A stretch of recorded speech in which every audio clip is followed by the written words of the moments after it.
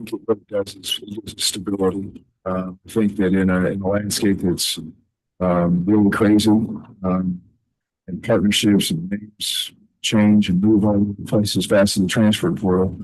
Um, we've had a partner we celebrated 10 years with him last year and had an opportunity to thank Eric Judson and his team. And it was really, I think this gives us stability. You look going forward, it gives you a plan and a purpose and an opportunity to say that's our pathway. And his team put together a process in terms of the BBN suite. We coupled that with BBN United. Not the least was what we normally do of putting our events and through our television.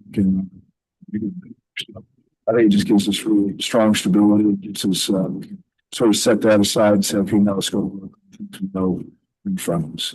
No Filter Radio with Alan Cutler, brought to you by Quantrell Auto Group. QuantrellForLife.com. I hope that audio, Jimmy, sounded good on the air. It didn't in my ear. Give me a thumbs up if it sounded okay on the air. Okay, just choppy in my ear. Good afternoon. I'm Alan Cutler. Honored and pleased to be with you. Honored and pleased you're spending part of your day with me. The first pop was Andujar, who in his first 27 at-bats has 13 hits, and Tito's just putting him in cleanup. Now, I loved him in cleanup against lefties, and I said this yesterday, and I didn't look at the numbers, but a feel thing because I look at box scores every single day forever. It's just one of the lovely things I love to do. I'm always sad when the baseball season is over because it's like over a cup of coffee looking at the score. When I was a child, I would get the sporting news and they would have every game in there. Even though it was old, I would look at it and I would read the Newsday, which sometimes had every score, sometimes just the Yankees scores. I mean, Yankees and Mets and whatever. I love looking at box scores. It's kind of a language up to itself. And you have to be, I think, really old to understand it because I know kids today are into it. I don't think, and if they are, God bless, more power to them. So Andujar is hot. And right now, the Reds, who won yesterday 6-1, you can hear every pitch right here on 1300 AM and 92.5 FM. When they got Singer, Jimmy, you recall, I said I really like the trade. That if he's your ace, you're screwed. If he's your number 2 guy, you're screwed. If he's your 4th or 5th guy, I like that because he eats innings up and he's a nice pitcher. He's a nice pitcher and he's done a nice job. His ERA is 4.31. I was expecting him to be 4 and 4.5. That's fine. In only 71 pitches, he went 6 innings and didn't give up a run and 6 strikeouts. And I was kind of curious, and this is when you sometimes don't know what a manager's doing and they have a really good reason. And so I'm looking at this on the surface, I'm going, why didn't he go into the 7th? And I saw a soundbite from Francona after the game where he said, the last time he pitched, he's interpolating that he was tired. And Singer's like a lot of guys, he doesn't like to come out of the game. But when Francona will ask him and he doesn't fight it, that means he needs to come out of the game. But there are times he will fight it, and that's fine. When I say fight, not fight, but, hey, I want to keep on going and that kind of thing. And then a manager then decides how to trust the pitcher, plus the situation, who he's got in the bullpen, all those kinds of variables play into account. So he said Singer really didn't fight it this time. So he knew it was the right thing. And when he had asked him, why he was a little tired the last start, his answer was, it's August. In other words, if you know pitching, what pitcher in August isn't tired? It's a ton of pitchers. Everybody is tired if you're pitching all the time. So he gave him 6 good innings, and the Reds win again. They win 6-1. And I want to tell you, they got a shot. Now, the Mets really stink right now, although they won yesterday, and Alonso hit another 2 more home runs. He's just having an unbelievable year. But see, I don't anticipate the Reds are going to the Mets will go through another streak, losing 9 of 10. So therefore, the Reds have to keep on winning. They have to keep on winning to have a shot at doing this. I'm excited talking baseball. I love talking baseball. And if the Reds stink, what would you have put the Andujar thing in here to start out? No. I mean, it's just the way it is. Okay, to Mitch. I believe him 1,000% when he uses the word stability. I believe 1,000% without him telling me, it's common sense that he wants to leave this place in much better shape than when he got here. I believe all that. I believe his heart's in the right place. Even when I poke at him and disagree with some stuff, his heart's in the right place. So when he says stability for the program with this JMI deal, 15 years, 465 million, I get it. But I stand by what I said yesterday. And I need to talk to Jim Host. I text him. I would do this, and I said it yesterday. I'll just say it again. There is no reason, and maybe they looked into it, and I don't know why they couldn't try to build a similar organization in-house and keep all the money. And the example I used yesterday was the Reds. The Reds took the rights in-house, and what the Reds did was smart. They hired the top salesman from 700 WLW who's selling the Reds for a whole number of years, and they brought him in-house.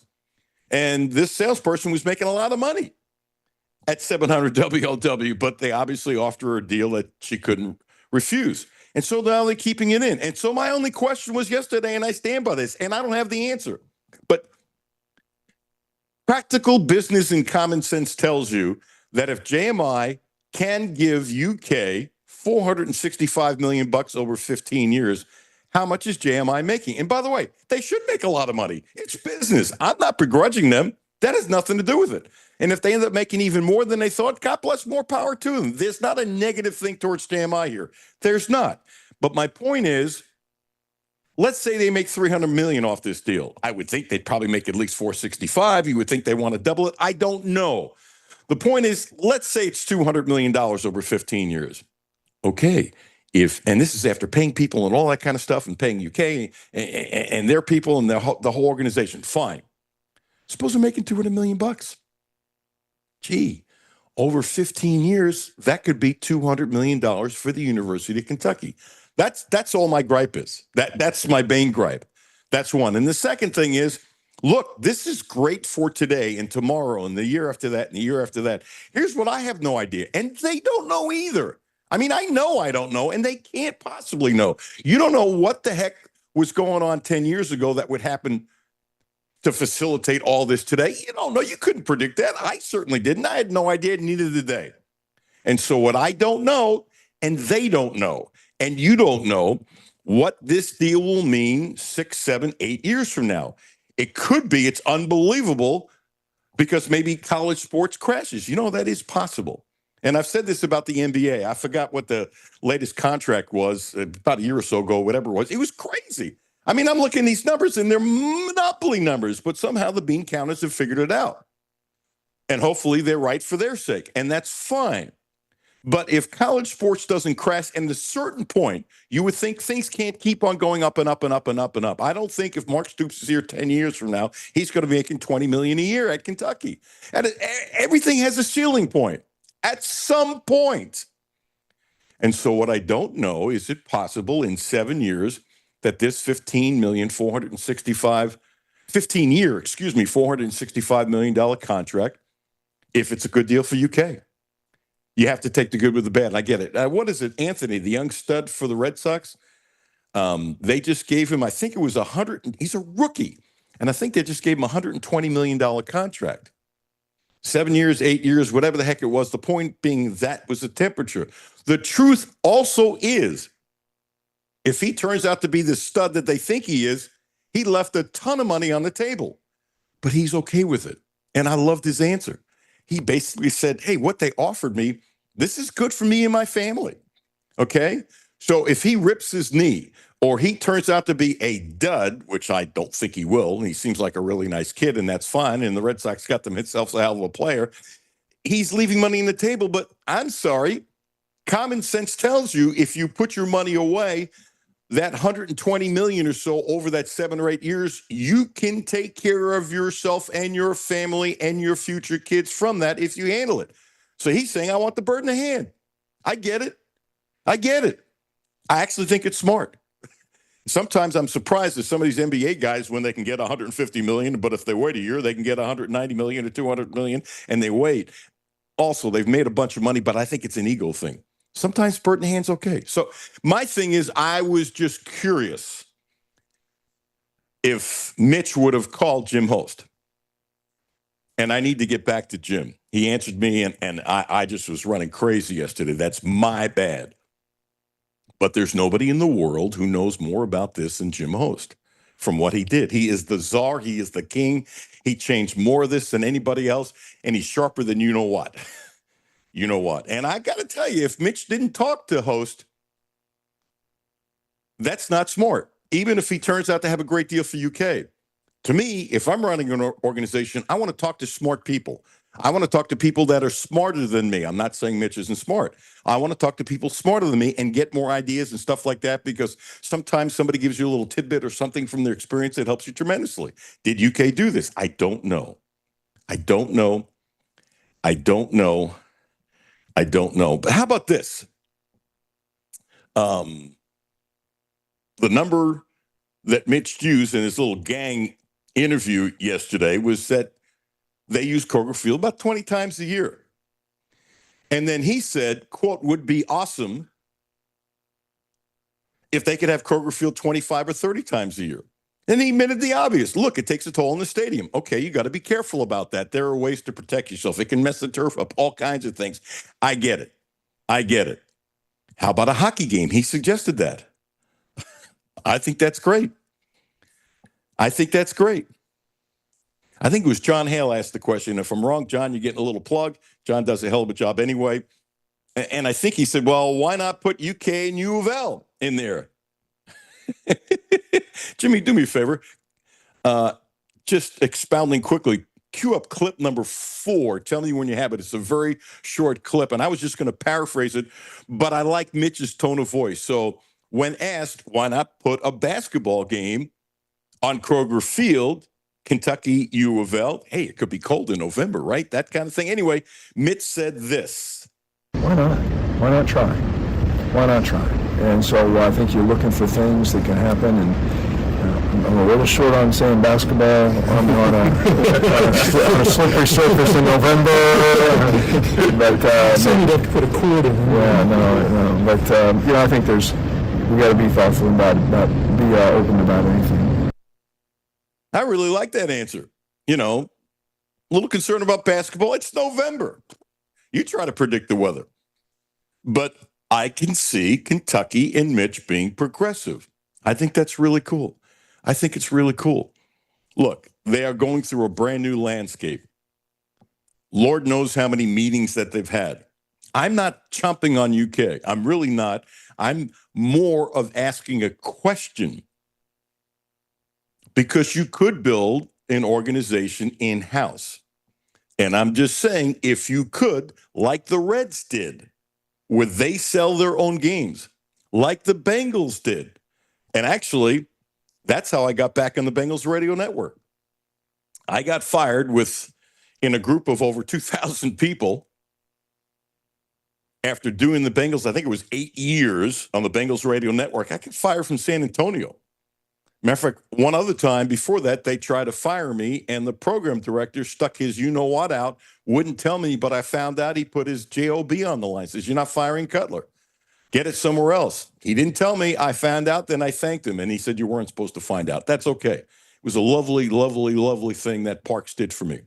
Smartest program director I've ever been around. Learned more from him in 1 hour about doing sports talk radio than I learned from anybody else. And I even said to him, I'm not kissing you, what, after that hour. Where were you 15 years ago? 1 hour, Jimmy. I learned so much about sports talk. It's unbelievable. Daryl Parks was that good. Point is this. You look at this, and the Bengals took it in-house, and the Reds took it in-house, and San Antonio, the corporate headquarters, fired me. But when the Bengals took it in-house, they quickly called me to come back. Everybody in the booth wanted me to come back, so they called me to come back, which I appreciated. Really made me feel good that the guys in the booth said, you need to bring Cutler back. They did, and I did 6 more years. Now I've been gone for a long time. I'm retired from it. That's okay. That meant a ton to me. Yeah, and Dave Lapham and a bunch of people said, hey, you got to call Cutler. That was really cool. It really warmed my heart. But the point is this. I just don't know about the feasibility or the amount of work that would be involved. And I bet it's a ton to try to build this in-house. And I think it could be done. So that's what I would have done. Out of that, I'm not chomping on UK. Jimmy, do you think I'm chomping on UK? No, it sounds like you're just asking questions, trying to figure out what the long-term plan is. It going to be successful? It's not a rip or anything. Yeah, and it's not an easy thing to do. I got to tell you, I would love to know how they came up with the 465 over 15 years when this is so far advanced. It's way above my head. Have no idea. None. Zero. Kaput. And somebody like a John Hale will put in a request open records thing and they'll write an article and lay it out, and that'll be fine, and I'll read it with great curiosity. So will a lot of people. I think it's fascinating. I really think it's fascinating. I'm laughing. I get a text last night from a friend who's done the show many times from out of state, and he sends me this thing about what's basically going on between me and Matt Jones. I have nothing against Matt Jones. I don't. And I have nothing against Shannon. I got to tell you that. But I chomp back at something that he said, and I'm not backing down from that because I'm not taking crap from anybody. It's a pretty simple deal. So David says, I heard there was a beef. Not really. If they think so, and I doubt it, but if they think so, that's fine. So whatever Matt said about me yesterday, it's superfluous as far as I'm concerned. Shannon said something I didn't like. In a negative tone of voice, he called me an old man. And okay, as I said yesterday, I'm an old man. I have no problem with that. Didn't like his tone of voice, but it's just, he's on the show. He can do whatever the hell he wants. What I didn't like is he just said no one is listening. And that did tick me off. Because our audience is growing and growing and growing and growing. He either doesn't have any idea, which is possible, or he's lying, which is possible. Which one it is, I don't know. Don't have any idea. So that's when I chomp back at him. He can kiss my you-know-what, because it's not true. This thing is growing. Actually, Jimmy, I don't know if you saw it, somebody put up a tweet saying that he thanked Matt for mentioning me. He listened to the show, and he used the word great with me. So if we picked up a couple new listeners yesterday, because of Matt, thank you, Matt. That'll make Matt bristle. But what have I said many, many times? You all, I ask you if you're kind enough and want to tell one friend about the show or two friends about the show if you like it. That's how this thing is spreading. And we are spreading. We are spreading. And I'll just say this, my audience is nothing compared to Matt. His numbers are off in the stratosphere. Great. But I'm a player too. I've been doing this a long time. And thanks to you, it's becoming a bigger player. And that's okay. It's all good. Was I being mean there, Jimmy? Did I sound mean? No, you did not have a mean tone of voice. I did not. And by the way, you probably know my tones of voice probably about as well as anybody after almost 3 years, right? Yeah. Have you ever known me to take crap from anybody? No, not Alan Cutler. That doesn't make me right, doesn't make me wrong. It's just the way it is. I've always had to defend myself, and that's okay. So we'll see with JMI, but they rule Kentucky. And there's no question that an athletics director, and I'm not ripping Mitch, but he's got less power. And I mentioned this yesterday. I'm going to bring this up really quick today and then move on. If they're having trouble selling advertising, and I'm using Stoops as an example, because I don't even know, and I bet you don't even know, all the things that they are involved with. It's not just sports. It's all kinds of things on campus, this, that, and the other. It's humongous. It better be humongous. They got to come up with $465 million over 15 years. But I got to tell you, if they're trying to sell, let's say, a coach's show or something like that, in the off season, and Kentucky has another bad year, which I hope they have a great year. They have another bad year and they have trouble selling advertising, and they think that Stoops and some players should talk during the summer to help them sell advertising, and he didn't want to do it. He's going to do it. He's going to do it. And you know what that means? Mitch isn't the boss. Now, I want you to think about that. Mitch is not the boss. The boss is JMI.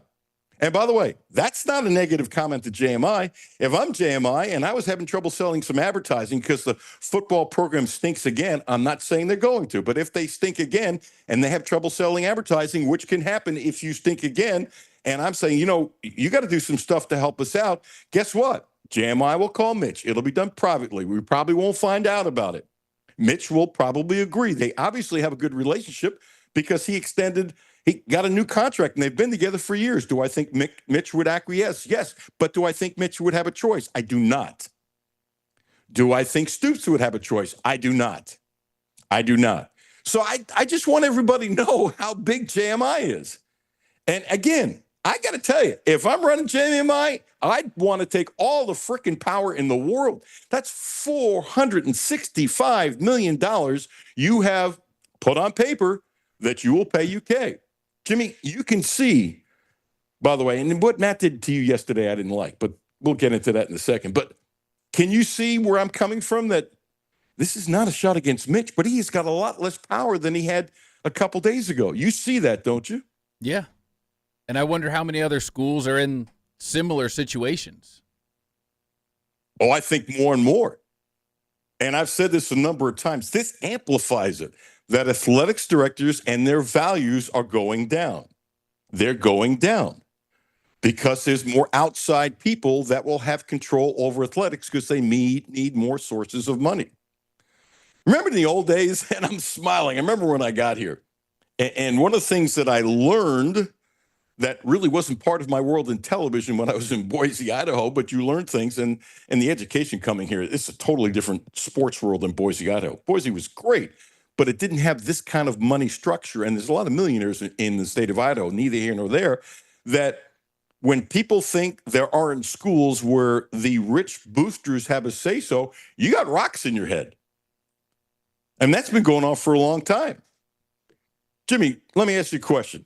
You decide to donate $20 million to Kentucky, right? You think if you really had a strong feeling, you might call the AD of the president saying, I don't know if I want this guy or gal hired. I want somebody else. Can you see that happening? Oh, yeah. Now, it doesn't happen every time, but it does happen. Mike Rapoli, St. John's. Mike Rapoli, who's been favorite in the Derby multiple times. And I hope he wins the Derby someday. He's been great for racing, and he's had some horrible luck with his horses. Horrible luck. And I think he's a really good dude. I've interviewed him a number of times, and I think he really cares and stuff like that. He didn't like what St. John's was doing. This is before Patino, by the way. When they hired Anderson, he was really ticked off. So you know what he said? Hey, I'm not giving you any more money. He stopped giving money, which is his right. And St. John's basically said, you're not running the athletics department. We'll do what we want. And the truth is, when they hired Anderson, I said it. It was a dumb hire. I'm not saying he's a bad coach, but he's not going to know the people in New York. He's not going to know the inner workings of the high school basketball and the underground part of basketball in New York. He knows a lot more about Arkansas. And the style was good, okay? But it didn't make any sense. It was kind of like, why the hell are you hiring him? I mean, some of these, and by the way, I'm not ripping the guy. It was a bad fit, a really bad fit. Well, Rapoli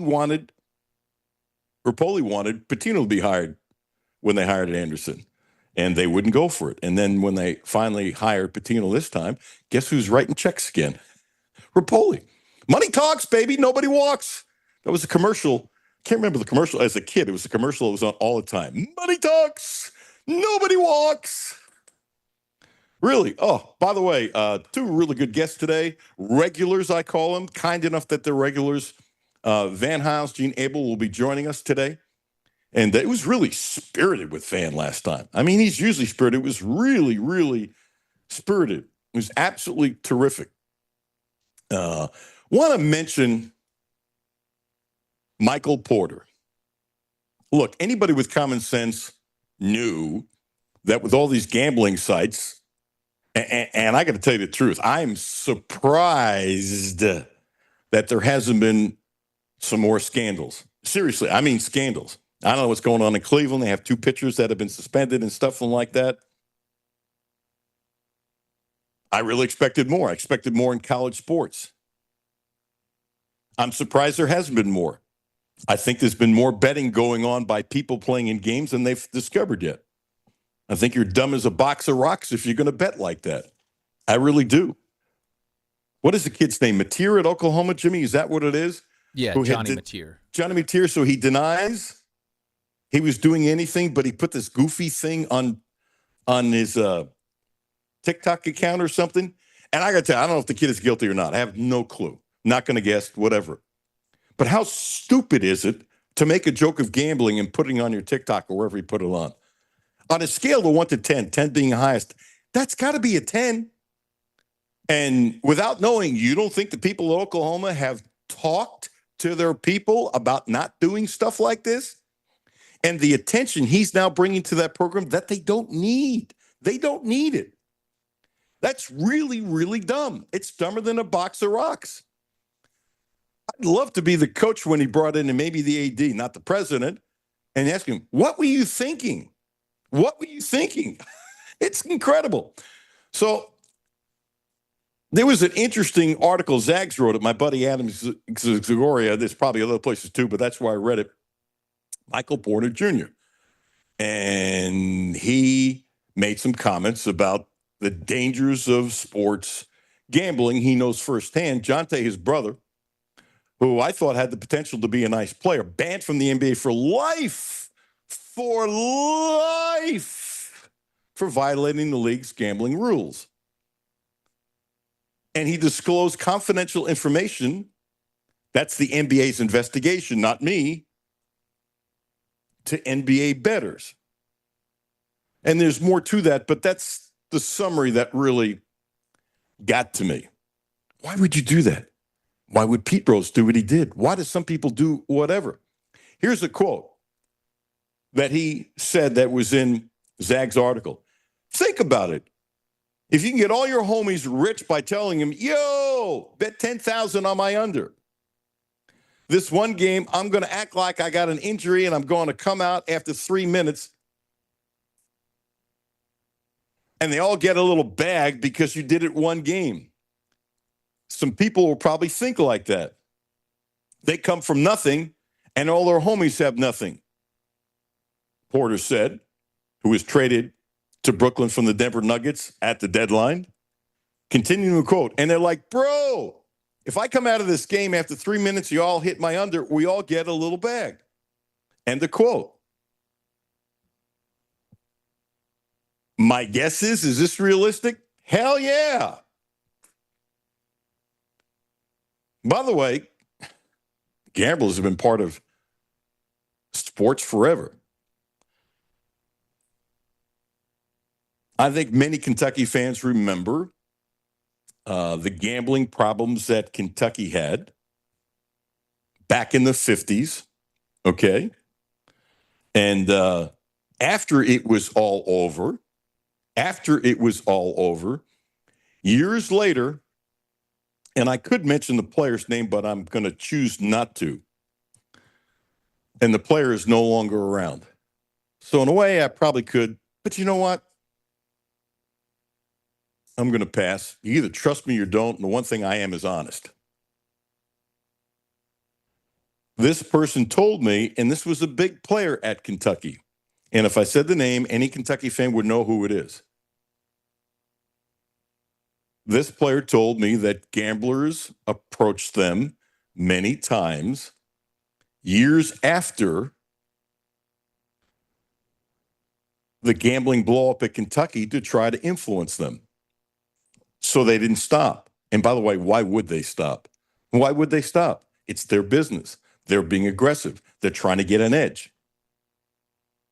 And this person volunteered it and then swore he never took a dime and none of his teammates took a dime.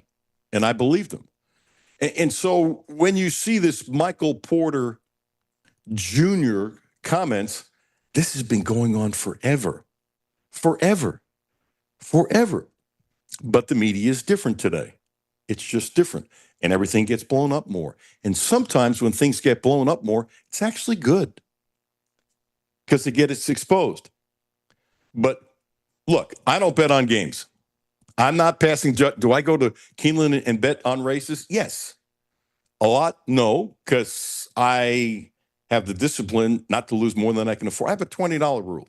The only 2 days of the year, and now that's not true because I don't do it anymore because I'm not around the horses, so I don't have a different feel. I got very lucky on the Derby. Of course, I was around those horses for almost a month.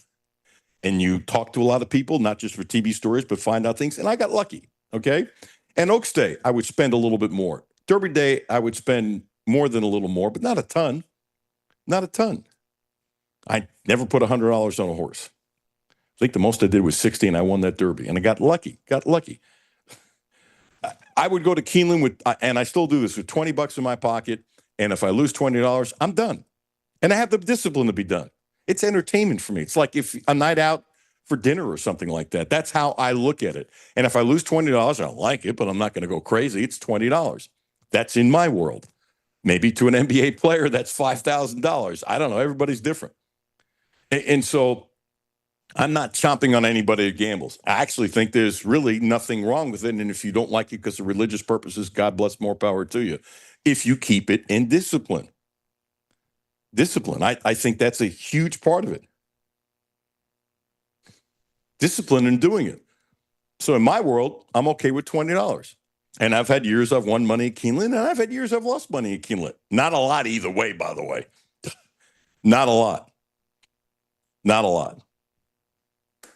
Van Hiles, 12:30. Gene Abel, 1 o'clock. Let me tell you about a deal from the Quantrill Auto Group. This is a great deal this month. A great deal this month for Subaru. The Outback, and I think most of you know, if not, go drive it. Go drive it. It's a special car. So check this out. 0%. That's right.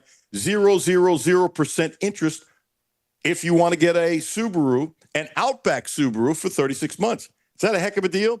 And if you want to spread it out to 72 months, it'll cost you 1.9% for 72 months. What a deal. 0% interest for 36 months. Don't forget that the Quantrill family of dealerships is the right place to get your next Subaru, and they promise to get you the best in sales, service, and no gimmicks. We have 2 cars from Quantrill. They've been great to us. 0%. Van House coming up next. Alan Cutler, 1300 AM, 92.5 FM.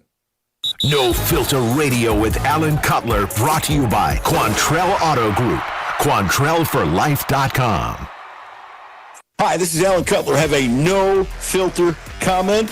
Hit the text line, 859-381-1313. 859-381-1313. Lexington, it's time to feel the warmth and spread the love in a brand new Subaru from Quantrill Subaru. This is Alan Cutler, and you can feel good about working with the Quantrill family for your next Subaru, because not only do we get the best in sales, service, and no gimmicks, but for decades, the Quantrill family of dealerships has donated to over 50 local charities and events. So play as hard as you work, go where you've never been, and keep it local at Quantrill Subaru. QuantrillSubaru.com. Houchins Insurance Group is proud to partner with Auto Owners Insurance, a company that provides opportunity for independent agents to make insurance simple for their clients, offering risk management services that range from a renter's policy for your college student to home and auto coverage for your entire family. Houchins Insurance Group assures you that nobody works harder to keep you protected from life's uncertainties. Reach out to AJ Boss or Zach Bennett at 859-263-2771 to see if Auto Owners Insurance makes sense for you. Hi, this is Patrick DiGiacomo, and this is why I would recommend Republic Bank. So, when the bank manager brought me over just to show me how their ITM works, he hit this button where an actual live person came on the screen, and she was so kind and helpful, and it just made me feel like, wow, I'm not dealing with just a machine, I'm dealing with somebody that's actually paying attention to what I'm doing, and it made me feel really good. And that's how Republic Bank helps their customers go from living to thriving. Learn more at republicbank.com. Member FDIC. It's summertime, and that means it's time to hit the road. Whether you're heading across town or across the state, going on a picnic, to a baseball game, or driving to the lake, stop by, fill up, and stock up at Clark's Pump and Shop, your road trip headquarters. Clark's Beverage Shop has everything you need to get you to your summertime destination, including assorted Jolly Ranger or Twizzler peg bags, 2 for $5, and Jacqueline's 2-ounce steak strip or extra large beef and cheese, 2 for $6. Clark's Pump and Shop. Return, refresh, refuel. Hi, this is Patrick DiGiacomo, and this is why I would recommend Republic Bank. So, when the bank manager brought me over just to show me how their ITM works, he hit this button where an actual live person came on the screen, and she was so kind and helpful, and it just made me feel like, wow, I'm not dealing with just a machine, I'm dealing with somebody that's actually paying attention to what I'm doing, and it made me feel really good. And that's how Republic Bank helps their customers go from living to thriving. Learn more at republicbank.com. Member FDIC. Back to No Filter Radio with Alan Cutler. Podcasts on Apple, Spotify, and Google, Monday through Friday. We learned that we need to tackle better. So, as much as we can get that, you always know after a long layoff, tackling's going to be a little bit rough on that first one, and it was, especially in the first drive. It was good. There were some good humbling experiences there. We need that. You need to get humble. And so hopefully they can respond. Really like that comment from Brad White. He's always good, but the feel I have about the defensive coordinator for Kentucky that I think he's, I don't know about looser with the media or a little more open with the media. And I'm not saying he was in a shell because that's BS and that's not true. But some of his comments, as a matter of fact, from his last press conference, Jimmy, I hope you're saving it because there's one or two I still want to play. It was kind of like, wow. It's not that he was bad, but this is like really good stuff. So I think what he is saying about the Kentucky D is extremely normal for most teams this time of year because it's not like in the good old days when Van Hals played before there were face masks and they would, tackle you and take you to the ground. But you can't do that now. The world has changed because you don't want to beat kids up and you want to be able to play during the season. So you really don't know. And so there's and I'll let Van answer this when I introduce him. I think there's a little tentativeness because you're not used to tackling and you're not used to it and you have to get used to it again, the physicality, and it hurts. It hurts. Ladies and gentlemen, without further ado, former Studley DB for the University of Kentucky, had a cup of coffee with the Chicago Bears. I've had many cups of coffee as I'm drinking one now. When he joins us, is kind enough to join us on the show. And you were really good, Van, last time. I mean, you're always good, but you were really good. So you better be really good today. Hello, Van. How are you? How you doing? I thought you was gonna say I was always good. So it's no. You're no. You are always good. You were at a different level. You were spicy and feisty, and you really came back to me. Okay. I don't know if you put some cayenne pepper on your cottage cheese or something to whatever, or you ate something. You were different the other day. You just were. I was kind of like, oh man, this stuff is really good. So now the pressure is on, dude. Yeah, I'm edgy. It's that what? We are a little over 2 weeks from football season. It's getting to that point, man. It's getting to that point where things start getting serious. The pace of practice is faster. The intensity level is faster. So I'm more intense on the mic now. Oh, interesting. Okay, did you do this last year when you were kind enough to join us and I didn't recognize it, or are you just doing it more this year, or you're more comfortable in your own skin? I'm really kind of curious. Is you know what? I am honest, and this is a little bit of coach speak or making it more than what it is. But for me, it really is. I am giving you the tone of the coaches this year, because they are making me excited. And it's that, like you said, Brad White, he's open. You know when you can be open, Mr. Cutler, when you feel, as you say, you feel comfortable in your skin. You feel good that this defense is going to be good. So now you can be like if you got to hide something, if you're feeling iffy about a position group, a technique, or the scheme, or these guys learning, you're a little bit more apprehensive with your tone, with the things that you're able to say, because you don't want to say something like, oh, well, someone heard that. I'm not so confident in the D line, because you can hear my tone. The tone this year makes me feel better. And I feel like this year is going to be a different year than last year, because I think there was a little bit from the fans, a little overconfident, and from the coaches, you didn't get that bite that you get now. There's a level of confidence that I've been hearing from. I'm gonna say from for me more Stoops and White because Bush has only been here a year, so I don't know what his default is. I know what Brad's and Stoops' default is, and this is a little bit different than it was the last few years. Interesting. So we're going to break in and change the topic for just a second. I want your comment on this, okay?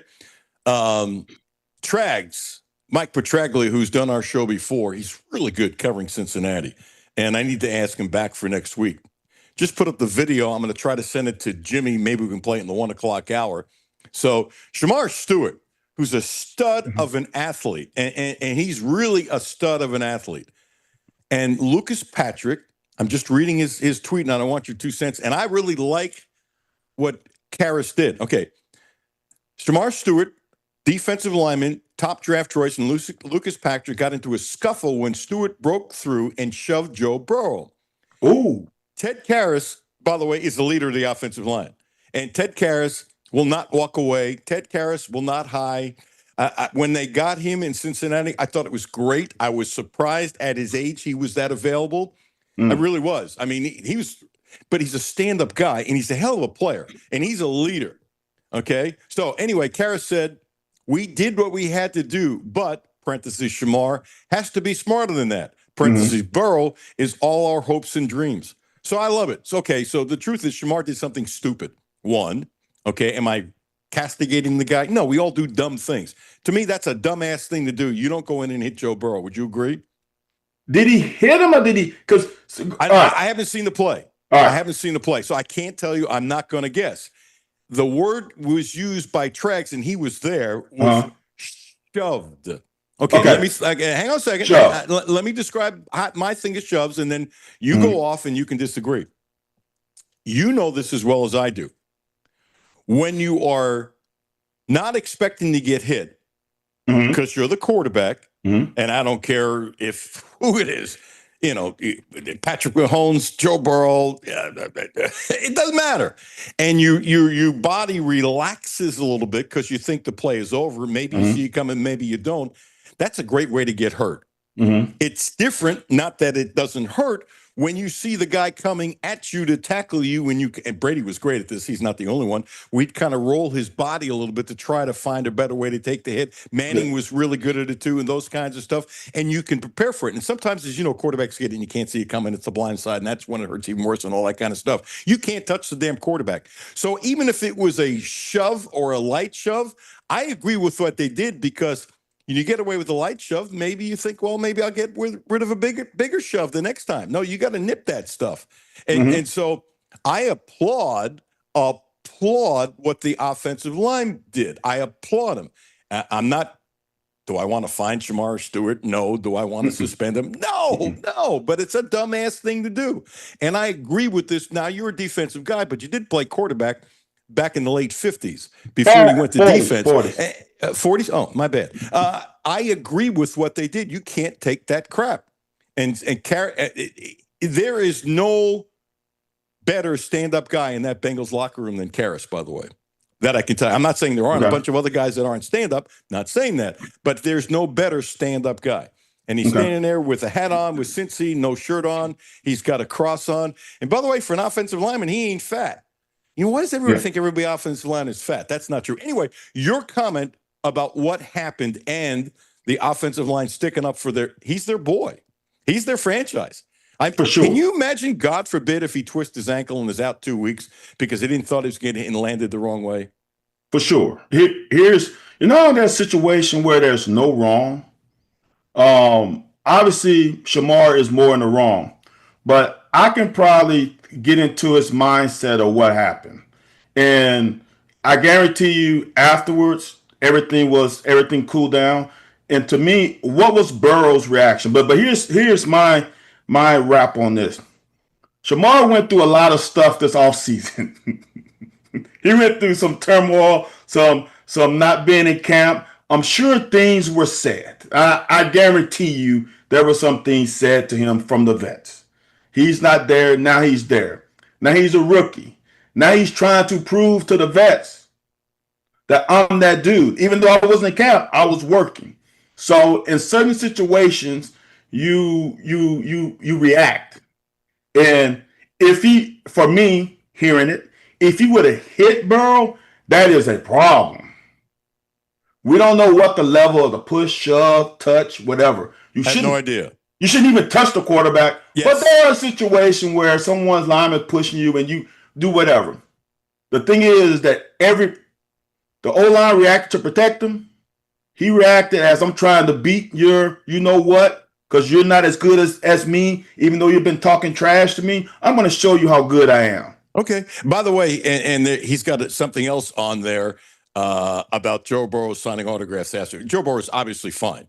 Yeah, okay, yeah. But it'll be all over the news if he wasn't. Oh my gosh, it'd be the lead story. But the point is also this: even let's say it was like a little bit of a love tap. Mm-hmm. Let's take it to the extreme. And I want to get back to Kentucky. Even if it's a love tap, you still got to push him if you're an offensive lineman. Oh, for sure. Don't touch my boy. No. Joe Burrow is their boy. Not only that, but Joe Burrow is Stewart's boy. It's too. a team's boy. Yes. Yeah, absolutely. And here's the other thing: you're right with something, and here's where I think you're totally wrong.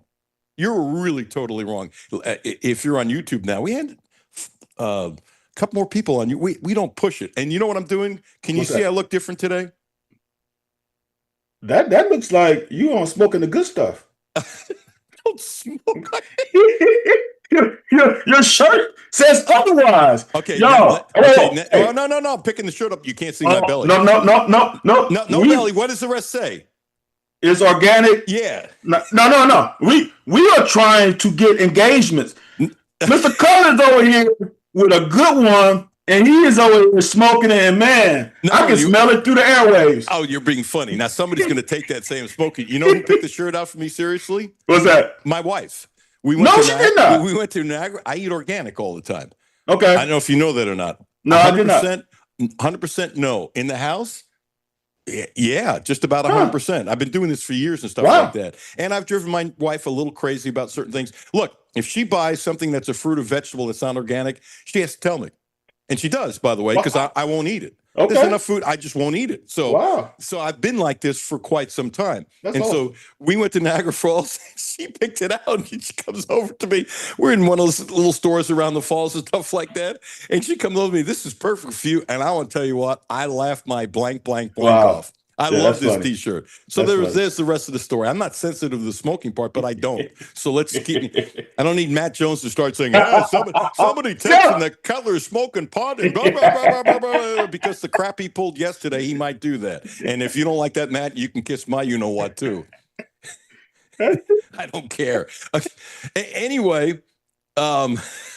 Jeff Drummond is coming on later this week. I can't believe you did this. You got to respond. Jeff, I love you. How could you say this? He just sent me a text. Go get him, Shamar. He's a Steelers fan. Yes, and now you know the rest of the story. Jeff Drummond, Van Hiles called you out, and I agree at least 1,000%. Hey, I'm in the broadcast booth when Carson Palmer ripped his knee. See, that's a bad one. And I want to tell you, I'm host of the Bengals Radio Network, and that was the year. You never know. I mean, let's not be silly. No, we really thought the Bengals had a shot of winning the Super Bowl. Yeah, at least get to the finals. And I want to tell you, in the broadcast booth and in the entire stadium, it was deathly silent. Yeah. And in the commercial break, now Dave Lapham does a great job, but he wears his heart on his sleeve. You know, I think it's 50 years he's been with the Bengals, either broadcasting, whatever. They're finally putting him in the Ring of Honor, which he absolutely. I mean, he played all 5 positions on the offensive line. How many people are smart enough and athletic enough to do that? Not now. My respect for Lapham is off the charts. But here's the truth, though.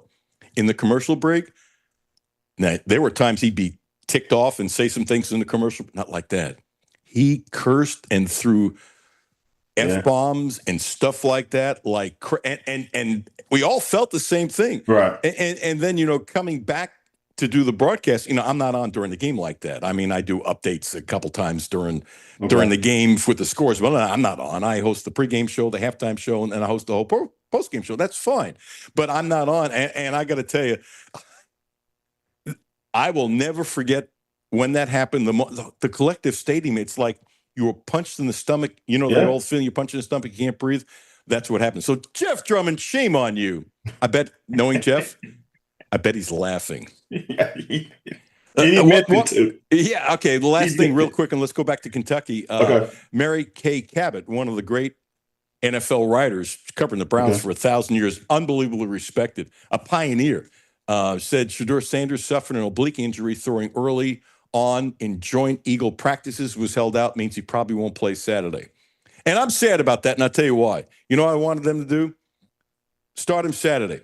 And if he doesn't screw up at all and keeps on getting better, it's his job. I thought he earned that right. Don't tell me about the 5 quarterbacks you got to give a chance. You can give Gabriel, who was drafted higher, you can play him half the game. But if he's really going to be that cool and he is that calm and that kind of stuff, I'm going, okay, so you know what? Brady was the 6th round. You were a 5th round, whatever the hell it is. Give him a shot. He played really well. Was he a Hall of Famer that first game? No. But I would have, you ride with the horse that got you there. I call BS on that oblique injury. Whoa! No! I call BS. Why Van Hiles? I call BS on the oblique injury. There's with so many quarterbacks, just think of it this way. You have to see the other quarterbacks, right?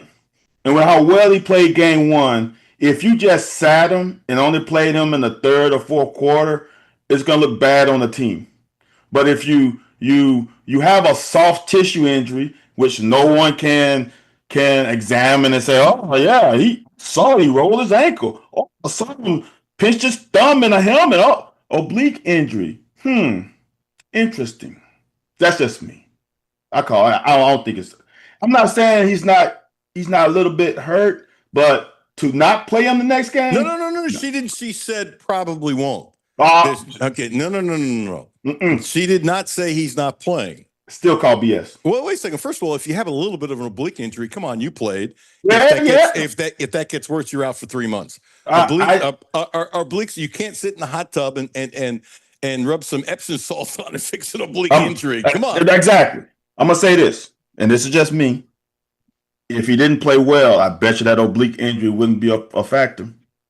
If he didn't play well last Saturday. If he didn't play well, he wouldn't be in at that particular time to throw the ball because he's getting more snaps. Hey, come on. Do you realize what kind of a mess this would be if it came out and your theory is correct?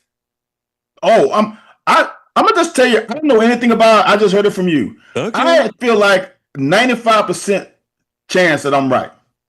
I feel pretty strong about that because it's just odd. It's odd timing. Come on, injuries happen. Injuries happen when they happen. By the way, let me ask you a question. How many times, and this is the part, honestly, it's bad, and I hate to give you any credence to be on your side with your theory, but now, come on. I've been following pro football since 1960. Mm-hmm. Seriously. Okay. How many times have we both heard of a quarterback having an oblique injury? This happens. It's more. I think it happens. Okay, I'm not saying it's never happened. Yeah. Like in baseball, it's happening more and more. And my theory has been on that because of the weights that they lift, because they're doing, tight things really strong. And then when they extend it, I think some of the weightlifting that's done in baseball is actually bad for baseball players. But don't get me started. I've talked about it before. I would go bands and stretching. Bands and stretch. You can get the same strength out, but I want you to stretch. So any movement you do on the baseball field, it's less than what you're doing stretching. And it's pretty sad if I'm smarter than some of these strength coaches, which I am. Oh, there's some bad ones out there now. Yeah, but we're going off on tangent. I got one more tangent, and we're going to go back. I know Gene's at 1 o'clock, but I got to ask you this. This is one of my hot takes that I haven't. I've said this 3 or 4 times. So the world is full of copycats, and I'm good with that. Would you agree? Okay, for sure. It's almost embarrassing to me that Major League Baseball has not copied some of the things in Japan. One of the things when I was a kid,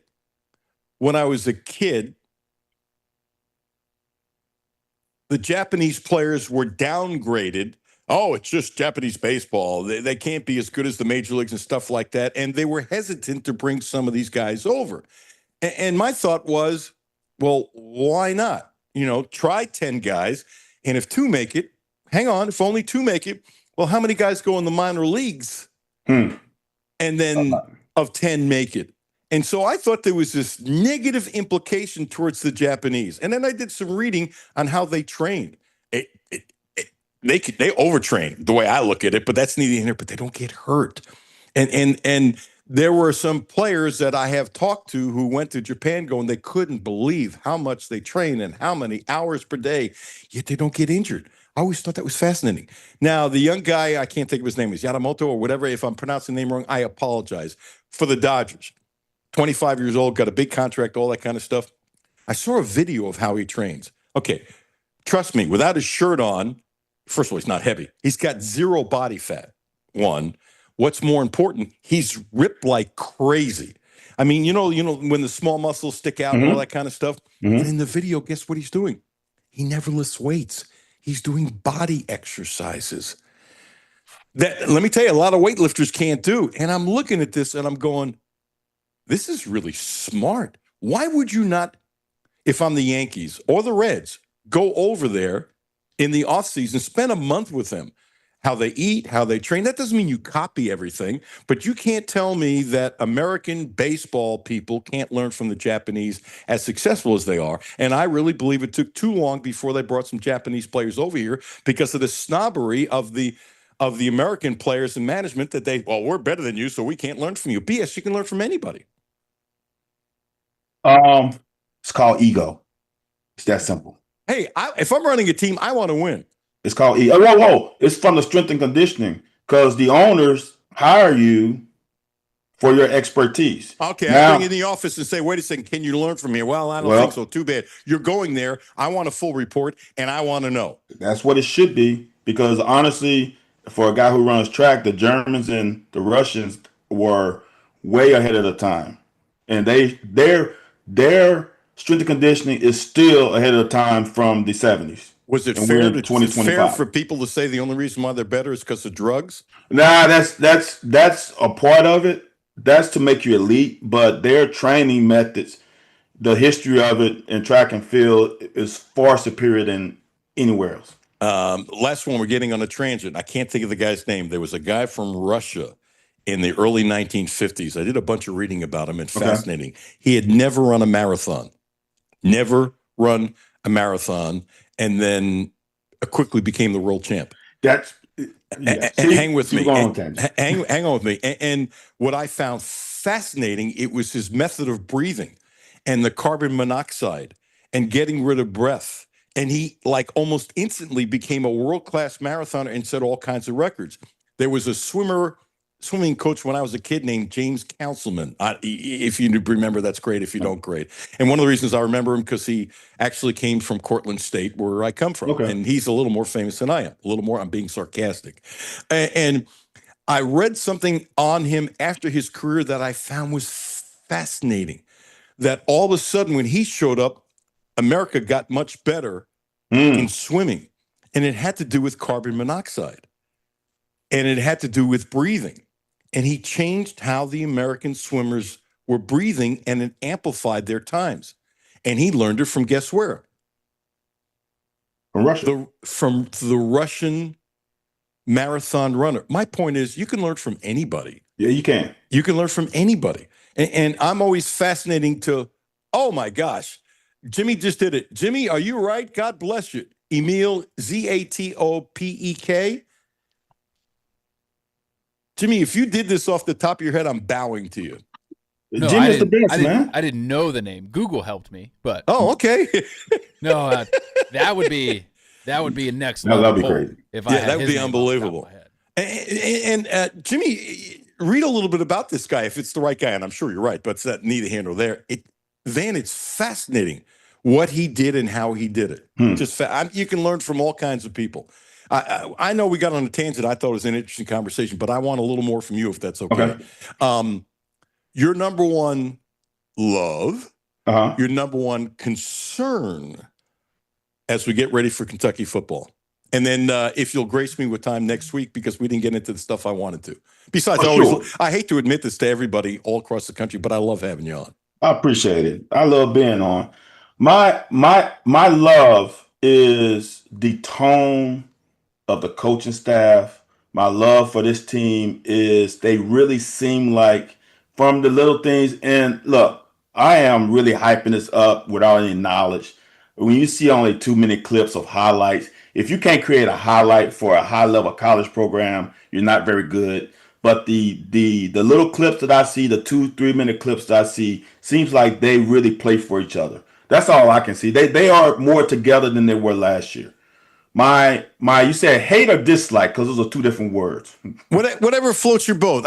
Hate's too strong. Let me take that back. Let's go with dislike. And I apologize. I didn't think you hated anything, and I should not have couched it that way. Oh, you do? Okay, I hate a lot of stuff. Oh, no, I understand that. Give me. Is there something you hate about Kentucky football? I don't know. Not about on the team, but this is what I dislike right now. Okay. I dislike the fact that I'm not sure, and I'm going to stand for this guy. I really think this guy can be an elite player. I dislike the fact that Jamarian Wilcox is not getting any pub right now. I'm not sure what's going on. I've heard things about McGowan. I've heard things about Dowdle. I just heard things this weekend that Patterson had a great week. I'm not hearing anything about Jamarian Wilcox. And in my estimation, from what I've seen, the kid is the best running back, talent-wise, in the room. But as a former player, I know that the best player doesn't always play because sometimes you're not doing things to gain the trust of the coach. And I'm not sure what's going on. This is third year. I keep hearing the same stuff. There's a reason why he's not playing. It's this, it's that. What is going on with this kid? Because I think this kid can be a special player, and unfortunately, he's not getting the chance to be special. Some of that can be on yourself. Some of that can be on other things. That's what I dislike more about this team right now. Interesting. I will tell you this. So Patterson did an interview the other day, and we have it. I'm not going to play it now. And one of the things he talked about is that he wasn't upset with the added competition. He said, I need to work harder, get bigger and stronger and stuff like that, and wasn't fearful of the competition. I have no idea how Wilcox feels. I do know this, that Stoops held out the first two backs on Saturday for two reasons. One, he says he's basically seen enough. And the other thing, too, is he wants to keep them healthy for the season. Yes. And which is very, very smart. And he mentioned, unless I'm going blank, I need to go back and look at it. He mentioned Patterson and Wilcox getting snaps and they look good. I thought he did. And if I'm wrong, I will apologize. Now, I haven't seen an interview that's been online with Wilcox, and I don't know why. I can't answer that. Maybe somebody did one and I didn't see it or hasn't been put online. Can't answer that. But what I have said is I think, and I've said this for weeks now, this is a much, much, much, much, much deeper running back room than anybody realizes. Yes. And I'm not going to say it's the best running back room he has. When you have somebody like Benny Snell, you got to be really careful about saying that. I'm just saying that I think they're, and this is what I've been saying for weeks now, that they're four deep. And maybe there's a fifth kid that I don't know, but I've been saying for weeks now they're four deep. This is getting back to recent history. After we lost Benny, you had AJ Rose, Kavase Smoke, and C-Rod. This is getting to that level of depth where, if you remember that those years, you really didn't know who was going to get the lion's share of the carries. I think AJ Rose probably started the majority of the games, even though C-Rod got going late. I think this room is on par with that one. It might be a little better. So it's going to be interesting to see how it goes. Maybe deeper. Yes, definitely deeper. Look, I'm going to just say, like I said earlier, Wilcox is a difference maker. That's why I think this room is better than that room, because you legitimately have in my opinion, talent-wise, not other things, but talent-wise, a third-round draft pick at the running back position. Good stuff. They're going to need four running backs. They always need four running backs. Yeah, at least three. Yeah, I go into every year thinking four, so I think he's going to get his chance. Give a great plug for what you do and all that kind of stuff, and bless you, brother. Hey, tonight, 9 p.m. Eastern Standard Time, myself and Anthony White, we broadcast The Locker on all social media platforms. Come join us tonight on YouTube, Twitter, all that good stuff. And I promise you, you will want to come back and see us next week and every week after that, because it's good stuff. Please tell Anthony I'm sorry I didn't get in the UK Athletics Hall of Fame again when he deserves to be in there. And I've said it on the show many times. I second that.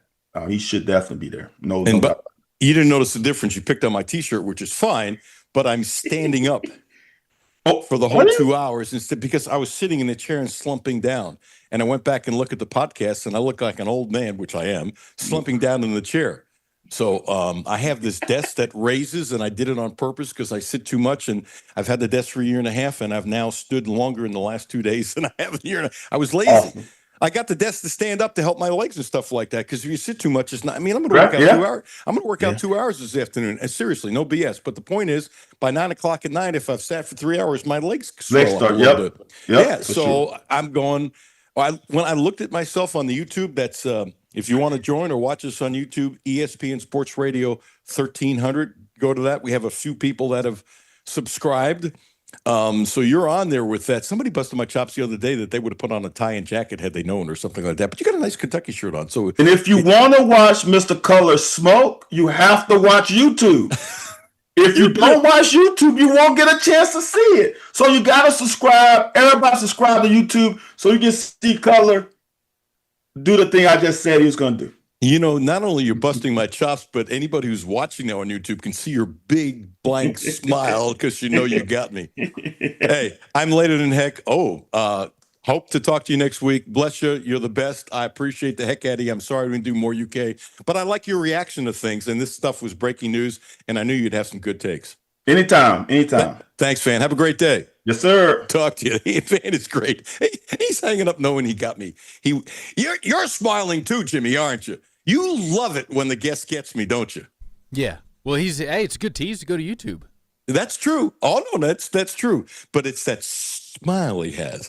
You know what happened when, Dr. John Wong got me yesterday, you could see his smile, too. It's like the pride and joy they got me. And I had dinner last night with Doc, actually Spindletop. I was supposed to do a speech out there for the book, Cut to the Chase, and they had to cancel it. And so they said, hey, come on out to dinner. And they bought the books that we were going to bring and stuff like that. And we had a great time at Spindletop. We spent 3 hours talking and sitting and hanging there. The steak we had there was off the charts. And trust me, I'm not getting anything for telling us to have a good night. And they couldn't have been any nicer to us. And Josh, who asked me to do that speech, one of the things he said was, when I showed up, he had told me this, he had read my book and wanted it autographed. So we autographed the book as well. So anyway, we had a great night last night. And yesterday, I'm not so sure whose smile was bigger. Dr. John Wong busted me or Van Hiles busted me today. I think Van was a little bigger. Van's got a big smile. Gene Abel coming up next. Gene, I'm sorry I'm late, but you know my big mouth? These things happen. Blue Lotus Health, 859-533-0914. 859-533-0914. Now also providing a licensed massage therapist, acupuncture. Please use my name, Ramon Carriega. He's a friend. I trust him. He can help you. And I got to tell you, anybody close to my age, even if you're feeling good, which is a blessing and wonderful, you could use this to help you keep feeling wonderful. And if you have some issues, like he did it to my neck the other day because of how I can't sleep with my eye problem and stuff like that, and sleeping on my stomach, my neck is a problem. And a couple times in a row now that I'm starting to sleep just a couple hours on my stomach, he has fixed my neck when I walked out, and I'm going to need it again next week. And I appreciate him tremendously. Ramon Carriega, Blue Lotus Health, 859-533-0914. I'm late for Gene Abel coming up next. Alan Cutler, thank you for listening. Thank you for telling one friend. I appreciate you tremendously. Alan Cutler, 1300 AM, 92.5 FM. No Filter Radio with Alan Cutler, brought to you by Quantrell Auto Group. QuantrellForLife.com. Hi, this is Alan Cutler. Have a no filter comment? Hit the text line, 859-381-1313. 859-381-1313. It's summertime, and that means it's time to hit the road. Whether you're heading across town or across the state, going on a picnic, to a baseball game, or driving to the lake, stop by, fill up, and stock up at Clark's Pump and Shop, your road trip headquarters. Clark's Pep and Shop has everything you need to get you to your summertime destination, including assorted Milky Way, Snickers, or Twix share-size candy bars, 2 for $4, and combos 5-ounce bags, 2 for $5. Clark's Pump and Shop. Return, refresh, refuel. Lexington, it's time to feel the warmth and spread the love in a brand new Subaru from Quattro Subaru. This is Alan Cutler, and you can feel good about working with the Quattro family for your next Subaru, because not only do we get the best in sales, service, and no gimmicks, but for decades, the Quattro family of dealerships has donated to over 50 local charities and events. So, play as hard as you work, go where you've never been, and keep it local at Quattro Subaru. QuattroSubaru.com. Houchins Insurance Group is proud to partner with Auto Owners Insurance, a company that provides opportunity for independent agents to make insurance simple for their clients, offering risk management services that range from a renter's policy for your college student to home and auto coverage for your entire family. Houchins Insurance Group assures you that nobody works harder to keep you protected from life's uncertainties. Reach out to AJ Boss or Zach Bennett at 859-263-2771 to see if Auto Owners Insurance makes sense for you. W223CV Lexington. ESPN Sports Radio 1392.5. WLXG Lexington, an LM Communications broadcasting station. The only no-filter sports show in Kentucky. It's the Alan Cutler Show with award-winning TV sportscaster Alan Cutler. Yeah, I think it's not getting greedy. I think as a coordinator, maybe there's a situation where you're running in on a 2nd and 10 in the open field versus a gotta-have-it situation on an 8-yard line going in to score. And I think we're seeing it across the league. You're seeing it in the NFL where the quarterbacks are asked to run it more and protect themselves. But I think it's just something, again, for us, from a self-scout standpoint, got to keep that guy healthy for as long a stretch as we have, and that's certainly in our minds. Welcome back. Alan Cutler, 1300 AM, 92.5 FM, as we welcome in Gene Abel, retired, outstanding, no-filter sports editor of the Lexington Herald Leader. That was Bush Hamden talking about quarterbacks and why you got to be careful running quarterbacks. Gene, how are you? Doing great, Alan. How are you doing? Good. So let me throw this out here. And I went crazy when he said it, and I respected the fact he admitted it. Last year, the Monday after the first game, I went nuts on Bush Hamden, who I like a lot. But, we're allowed to disagree. You do it in a much nicer, calmer way than I do. Not that that's breaking news to anybody, that I couldn't believe that they ran Brock that much in that first game, because if you need to run your quarterback in game one against a cupcake and he got banged up, it just drove me nuts. I mean, I was yelling and screaming, and I yelled and screamed many times about running Brock too much, and I think that's why he's not around. And he admitted media day that, guess what? He admitted that he ran Brock too much and that it was his fault, which I appreciated tremendously. And so now I think as things happen, I think he's reacting, okay, we have to be careful about running quarterbacks. There's a time to move the chains, and there's a lot of great running quarterbacks. There's no question about it, but you got to be smart. And there were times Brock could have been smarter and sliding. There's no question about that. I mean, I know what I would do. I don't know if they all do it, but I'd have a baseball pit. And I tell you what else I would do. I would get one of the baseball coaches to come down and show every quarterback how to slide. And I'd practice sliding until they were good at it, because I want to keep them around, because you can slide the wrong way, as you know, as a baseball player, and hurt yourself. So I feel a different attitude with Bush when it comes to this, and coaches change and they grow and develop and they have different attitudes. I think this is a difference in him. What do you think? It certainly sounds like it. I early in the year last year, I was a little bit confused by not as much as as often as Brock was running, but what concerned me early, and I think I may have said it on here, was when he would get to the second level, like 3 yards into the past the line of scrimmage, he never broke loose. And if he wasn't doing that early in the season against those teams, I wonder what the heck's going to happen when he gets deeper into the season. And I think if you look back, you will rarely see Brock. He will get to 2 or 3 yards often, but he never broke loose or escaped anybody and turned it into 8 yards or 15 yards or 20 yards. And I thought early in the year he was carrying the ball too much. I don't know this. It seemed like Brock thought that was important and he had to establish that, but I do think he was carrying the ball too much. We agree. We absolutely agree. And I think he's changed, and that's okay. He wants to keep guys healthy. There's no question about that. I mean, if your quarterback isn't a really outstanding running quarterback, he doesn't need to be running and getting hurt. Right. Right. And I will always believe that if you know how to slide and you're running quarterback, and if that makes you maybe get sacked less because of the threat of running, you're actually helping the quarterback. I'm all for a quarterback running if you know how to slide. I'm all for running for a quarterback if you know how to evade things. Some quarterbacks do, some don't. If you don't, I'd be more careful. But I love moving the chains. And I think there are quarterbacks who are really good on 3rd and 2 who aren't necessarily guys that can break loose. And if you got a guy that can pick up 3rd and 2, that's great. And there aren't a lot of quarterbacks like the Baltimore quarterback, and there aren't a lot of quarterbacks like the Buffalo quarterback. There is no one like the Baltimore quarterback that ever played. Ever played. I can't disagree with that. Plus, he's wiry strong, but he still is thin. And he's really good at taking shots and not getting some shots, but he's taking some shots and he keeps on ticking. He has one of the most amazing bodies we've seen in the last 30 years. I think what he has done is a lot of people say he's overrated because he hasn't won the big one. I think Lamar's always been underrated. He was at Louisville, which is not a traditional strong program. He had him as good as they've ever been. He wins the Heisman. The second year, he doesn't win it. And I think if you look at his stats, they were actually better and people were criticizing. He raised that program to a level we have rarely seen. And he's doing the same thing in the NFL. No, he has not won a Super Bowl, but I think Lamar Jackson is one of a kind. I think he's one of the greats of all time, and I think he takes too much crap. I'll go one step further. So Dan Marino never won a Super Bowl. Dan Marino only got to one Super Bowl. And there's this thing, well, if you don't win the Super Bowl, is that Dan Marino's fault? I thought this was a team sport, and the players around you have a lot to do with it. And Dan Marino is one of the greatest quarterbacks of all time, whether he won the Super Bowl or not. And Lamar Jackson is one of the greatest quarterbacks of all time, whether he won it or not. And Josh Allen in Buffalo is one of the greatest quarterbacks of all time, whether he ever wins a Super Bowl or not. Some of these things about relying on how many rings you have. Let me put it this way.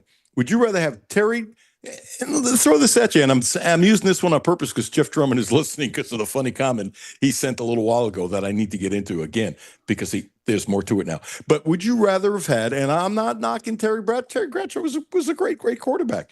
But would you rather have Terry Bradshaw in his prime or Lamar Jackson in his prime? I'd rather have Lamar Jackson. Me too. And you didn't even hesitate. What one of my pet peeves about sports is I'm not big on the word choking with teams that get to the final game or with players that accomplish what Marino. I mean, Marino, Lamar Jackson, people like that are doing something that 1% of 1% of the world would want to do. They didn't get to that point in being chokers in their mentality of how they approach what they're doing. And all of us would like to be that good in our own profession. Absolutely. Fran Tarkin didn't get enough love because he was the quarterback when the Vikings lost a whole bunch of Super Bowls. And I thought he was one of the greatest of all time for a guy not to have an arm. He couldn't throw the ball 40 yards on the line. He threw lollipop throws, was a great scrambler, could spin around, all kinds of stuff, had a feel and had to anticipate probably as much as any great quarterback ever in the NFL because the ball was in the air so damn long. He had to throw it so early because his arm really sucked. Yet he never got vilified properly because he didn't win the Super Bowl. As a longtime suffering Cleveland Browns fan, I had to watch Brian Tarkington a lot for the Giants, and he was amazing to watch. Absolutely stunning. Browns had a quarterback I really liked. I wonder if you liked him. Brian Sipe. Oh, Brian Sipe was really good. Yeah. I don't want to say he managed the game, but the great quarterbacks who play mistake-free, make the big play when they need to make the big play and deliver. Brian Sipe was really good. Now, had Brian Sipe won a Super Bowl with the Browns, he would be deemed, and I get this part, obviously thought of in a higher regard. I get that, but I thought he was a great quarterback. I'm not saying one of the greatest of all time, but he was a great quarterback because Cleveland hasn't won in a couple of years since basically Paul Brown was there. And the Browns. Actually, Collier was there, Blanton Collier of Paris, Kentucky. If Brian Sipe had taken the Browns to the Super Bowl, he'd be a legend. I think the Browns are one of maybe only two teams that were in the league when the Super Bowl was established that have never been in the Super Bowl. They've never played in a Super Bowl. My goal as a Browns fan is I gave up winning it a long time. I just want to have the week to anticipate it for once. I'm going to forget winning it. I just want to have my team in it one time. Just watch it. Watch the hype and enjoy it. And I say, I don't want to watch this crap. Wait, kid, you're from Kentucky, right? Yes. Okay, so did you become a Browns fan because when you were a child, the Browns were on TV here? Oh, you'll find all kinds of people my age. When I grew up, of course, you didn't have cable TV, you didn't have BS, you didn't have all the games on. You obviously didn't have streaming where you could pick up packages where you get them on. I got to watch the Cleveland Browns every week, starting with Jim Brown, still one of these days, to this day, one of my most favorite athletes. The Browns dominated, they won. And then when the Bengals started, they took the Browns coach. They took them off TV. I was 12 or whatever, 10 years old. I didn't understand all that stuff. All I knew was my team wasn't anymore. And this team from Cincinnati took the owner and the TV and everything. And I couldn't see my team anymore. And Wait a second. That's because Art. I'm still mad about it. Sorry for stepping on you, Gene, especially when I had such a good rant. But Art Modell fired Paul Brown. Well, it doesn't matter. It was, he went to the Bengals, and the Bengals took my team off TV. I was 12 years old. I didn't understand all that stuff.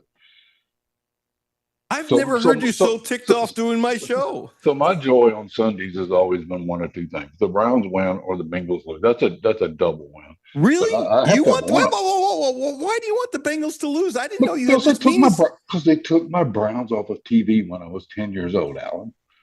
That was 60 years ago. Okay, I'm not very forgiving. This is a side of you I've never seen. I think hope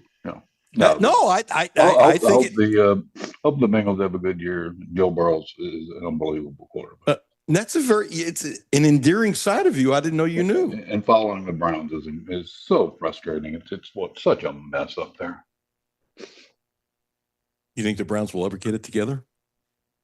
Like I said, just let me have one Sunday with the Super Bowl, but I've about given up on that too. I mean, I saw 3 national people on the Browns over under them 5.5 wins, all 3 of them said they were under, and there's no reason to think that's different. So if they win 5 or 6 games, you're going to have a new coach next year. Who knows with I think Stefanski's a good coach, and I was really high on Andrew Berry, the general manager, but it's not working out again. It's just a circus up there. It has been a circus. By the way, Shedeur Sanders apparently hurt his oblique. Mary Kay Cabot put it up there, and she's really, really good, as you know. Yeah. And she's guessing he won't play Saturday. And in the last half hour Van Hals was on, he was suspicious of the oblique injury. You have a right to be suspicious of anything the Browns do, and I have a whole lot of respect for Van. Great player. I always heard he's a great guy. I don't buy this story that they've been out to basically get Sidor since they've been there, and that they're not treating him fair. I mean, what I don't understand about that is everybody passed on this guy for 4 rounds, whether they were right or wrong. We're going to see on every team in the league, because at one point he was, people were talking about him being the number 1 pick. The Browns were the team that took him eventually. So why would they be out to sabotage him and not play him? And I listened to a lot of Browns podcasts. I listened to Mary Kay and them, and during the preseason, Sidor was pretty much what they were saying. He's promising. He's accurate.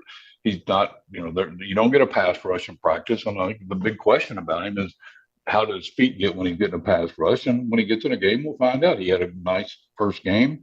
That's great. And we'll see what happens. But it's a little hard for me to believe even the Browns are trying to not make Sidor work out as a quarterback. Actually, I wanted him to start the second game and you do have to play Dylan Gabriel, but you can also play him, in the second quarter, right? That kind of thing. But suppose they struck lightning in a bottle and Shedeur Sanders is that good, and he needs experience, whether I don't care if it's Dylan Gabriel or Shedeur Sanders, you're a rookie. So you got to get a lot of snaps. It's not like Joe Burrow needs a lot of snaps in preseason. I get what the Bengals are doing because they've started slow, so they're trying to do things differently. But, if you're the Philadelphia quarterback, you don't need to play the preseason at all. If you're Patrick Mahomes, I don't think he needs to really play the preseason at all. That's just me. If he's rusty the first game, Kansas City will still win, but this is different. This is a rookie. And so, suppose he fell flat on his face the second game. Okay, then you start Dylan Gabriel. You don't have to start Flacco, who's 43 years old and has a ton of experience. You don't. And so, to me, it's obvious, okay, the kid had a hot hand, roll with it. Which is why he started the first game. Flacco's not playing in the first game because they know what they got in Flacco. And Pickett is injured, and Gabriel's injured, and that's why he started in the first game. But it's just hard for me to imagine that if they do, hit lightning in a bottle or whatever, that they're not going to want that and accept it and want him to play. I would have at least give the Browns coach and ownership and GM credit for thinking that they're going to play the best quarterback if they hit a jackpot here. I don't care who the best quarterback is; they should play him. I don't Right. care. I don't care about the crap around Sador or if correct. I mean, if Flacco's the best quarterback, play him. Well, he shouldn't be. I mean, how long did they stuck way too long with Watson? That just wasn't working out. But they clearly were going to play who they think. I think if they think he's the best quarterback, he'll get his chance, and he will get his chance in this league. Well, you pay somebody $250 million, which is dumber than a box of rocks. You give them more chance than they deserve because you have so much money on the line. You hope he comes out of it. That was a dumb contract from day one, and I said that. And then the other stuff happened, and I still didn't like the contract, and I didn't think his abilities were equal to the contract anyway. But that's neither here nor there. Question. The JMI deal, I'm sure you've looked at it. 15 years, $465 million. There's so many variables that it's tough to figure out what will be 7-8 years from now. But your superficial first reaction to that was, Gene Abel? Yeah, I did look at it. I didn't read it that close. My first reaction was, in this day and time, is a smart, and first of all, Mitch is very smart at this, so I'm not claiming to know anywhere near as much as Mitch. But my first question was, this seems awful long. In 15 years, how much is this going to be worth? I mean, it could be worth 4 times as much, and maybe it'll collapse and it turns out to be a brilliant deal. But that just, with all these contracts, I mean, that's where they're hung up with Stoops, is the longevity of the contract. And Cal is the length of it concerned me. Other than that, he knows more. He knows what he's doing. He knows more what he's doing about all of it than I do. That was the thing that stuck out to me. Okay, and that's exactly what I said too, that it's possible. At a certain point in time, things end and things crash. I'm not predicting the end of college football and crashing or anything like that. But at a certain point, for example, if Stoops is here another 10 years, I don't see him making $20 million a year. I mean, look, the Georgia coach now makes 13. I just don't see, I could be wrong. I don't think going up and up and up, things have ceilings. So if college football crashed, well, it'd be tough maybe for JMI to pay the $465. If it crashed and the commercials they sold aren't worth as much, they'll have trouble paying UK. You think about, companies go under and that kind of stuff. I'm not suggesting it will, but I'm looking at all possibilities. The second thing is, you're right. Suppose 6 years from now, even though Kentucky's getting an average of $35 million a year, $35 million a year, and I don't know if it's going to be stair-stepped. I assume that it is. That it might be 45 the last year and much lower that, as this thing starts out, I'm guessing it's that, but I do not know. It's possible they could be, instead of, in the top 5, you're right. That's what I've been saying. They could be, I don't know, 28, 29, 30 when it comes to that. And now you got a horse buck deal that you've done all this. So we agree 100%. But I have one more. Jim Host, as you know, changed college sports. Absolutely. Now, he might be up there in years, but when I talk to him, he's sharp as you know what. 1, I hope I live that long, and 2, I hope I'm not as sharp as he is now, but I hope I'm that sharp. He changed college sports. And what I would do, and I don't know if he did or didn't, so I could be wrong. I don't think I am, but I could be wrong because I kind of know something, but I got to check this out further. If I'm Mitch, I call Jim. Let's have a cup of coffee. And my thought is, if you're paying UK $465 million, and by the way, this is not a shot against JMI, not at all. You're paying $465 on how much are they going to make? And by the way, whatever they make, God bless, more power to them. It's a business deal. So are they going to make $200-300 million? Whatever the hell it is, it doesn't make it. It's got to be a lot of money. My point is, if you brought this in-house, you're leaving a ton of money on the table, probably hundreds of millions. And my example is that I keep on using, when I was doing 700 WLW, the Reds took the rights inside, and then they were smart. They hired away the top salesperson for 700 WLW, who was making a lot of money. They obviously paid her more, and they took it in-house because why give it away? It was very smart by the Reds, and my prediction was, and more teams have done it, but not as many as I thought. And I don't have the numbers as many are doing it, but it is more. My thought is the Reds were saying, hey, look, we don't want to give it away. We can just duplicate it here and hire this person. What I would try to do is, and it's a lot of work, but what I would try to do is talk to Jim Host, talk to people across the country. How many people do you need to hire, and can you bring it in house? Because if JMI can afford to pay UK $465 million, what are they leaving on the table? That's my only question. Do I think Mitch is really good at stuff like this? I do. Do I think he's thoughtful? I do. Do I think he's trying to leave this place in much better shape? I absolutely respect it. But I think my question is fair, no? I would agree with that. That's something I don't know how the inner workings of that is, and I guess maybe I'm naive, but I would assume that I don't know that I would assume Mitch has talked to Jim, but that, and he should have, but he always should on big stuff like this. But I would assume Mitch has looked into that possibility, and they have examined that, and that is something Mitch is very good at, and have decided it wasn't best for doing. That wasn't the best thing to do. I agree that Mitch probably he wants to leave the university in better shape than he got it. I'm not exactly sure what that means about what he thinks when he got it, but if that's the, I mean, I don't think Mitch will be there. You don't think he'll be there 10 more years, do you? I don't think he'll be there 5 years. Okay, so is he leaving it? I guess my question is, would you want to? So the new guy is going to inherit a contract that has 10 more years on it. Is that the best thing? I don't know. Can't answer the second part. But the word Mitch used in the soundbite we played, and I can easily feel what he's saying, that he's giving UK right now stability. And I buy that, by the way. And I think that's a smart thing to do. It's forward thinking. And when he's gone, things will happen the way they happen. So it is stability. Mitch is very good at this kind of thing. And I give him the benefit of the doubt. And I think he probably did a good job with this. That was my question, though. I got you. I'm not ripping it for this, and I hope nobody takes it that way. I think it's a fair question. Could you take it in house? It wouldn't be the only time it's happening. I just was curious to your thoughts about that. Okay, the number one thing that excites you about this football team, the number one question you have about this football team, as the hype season is in full force for Gene Abel, retired sports editor, Lexington Herald leader, kind enough to join us, is? The number one thing that excites me is it's just always a great time of year, and I'm looking forward to college football. I love college football. Saturdays with college football are great. About this team, I guess I'm not totally buying into all the hype. I just followed it too long. And this is a program that's had two winning seasons in their own conference in almost 50 years. I am at the point I want to see it to believe it. Like they said, they changed the culture. I expect them to really be playing hard. I'm at the point I want to see it. My question basically is if they have changed the culture, which I'll assume they have until we see it, is do they have the talent to win? The schedule they're playing, which they're in the SEC, it's a hard league. Do they have the talent to win 4 or 5 games? I don't know. You're talking about winning 4 or 5 games in the SEC or 4 or 5 games overall? They're not going to win 4 or 5 games in the SEC. I'm struggling to find 5 games overall. I mean, who are they? I don't know.